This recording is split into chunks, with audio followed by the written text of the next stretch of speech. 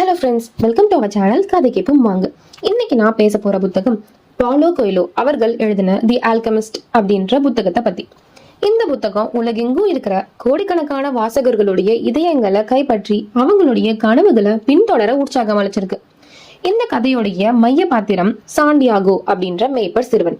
அவன் தன்னுடைய கனவுல காணுன ஒரு பொக்கிஷத்தை தேடி ஆண்டலூசியாவில இருந்து எகிப்து பிரமிடுகள் வரை பயணம் செய்யறான். இந்த பயணத்துடைய வழியில அவனுடைய வாழ்க்கையில ஆழமான பாடங்களையும் கத்துக்கிறான்.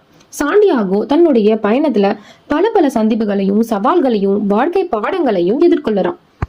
இந்த பயணத்தின் போது அவன் சந்திக்கிற முக்கியமான பாத்திரங்கள் தத்தம்முடைய வாழ்க்கை அனுபவங்கள் மூலியமா அவனுக்கு நெருங்கின பாடங்களை வழங்குறாங்க.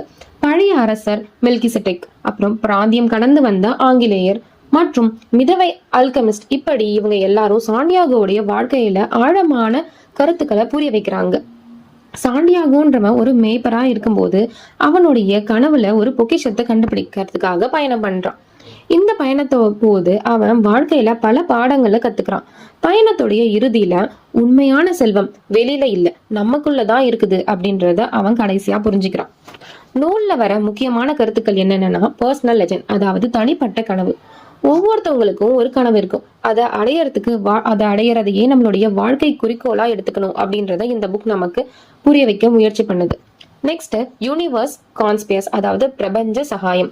நீங்க உங்களுடைய கனவை உண்மையாக்கிறதுக்காக உறுதியா இருந்தனா இந்த பிரபஞ்சமே உங்களுக்கு உதவி பண்ணும்.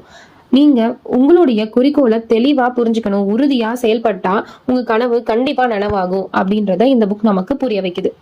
அடுத்தது நம்பிக்கை, துணிச்சல், பொறுமை. சாண்டியாகோ தன்னுடைய பயணத்துல பல தடைகளை எதிர்கொண்டாலும் நம்பிக்கையோட பயணத்தை தொடர்ந்தான்.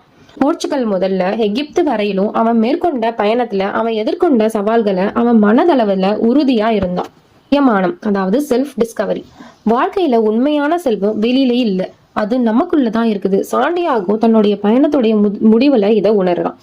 அடுத்து காதல் மற்றும் மன உறுதி. காதல் கனவுகளை ஆதரிக்கணும், இடையூறா இருக்கக்கூடாது. ஃபாத்திமான்ற பெண்கிட்ட சாண்டியாகோ இதை புரிஞ்சுக்கிறான்.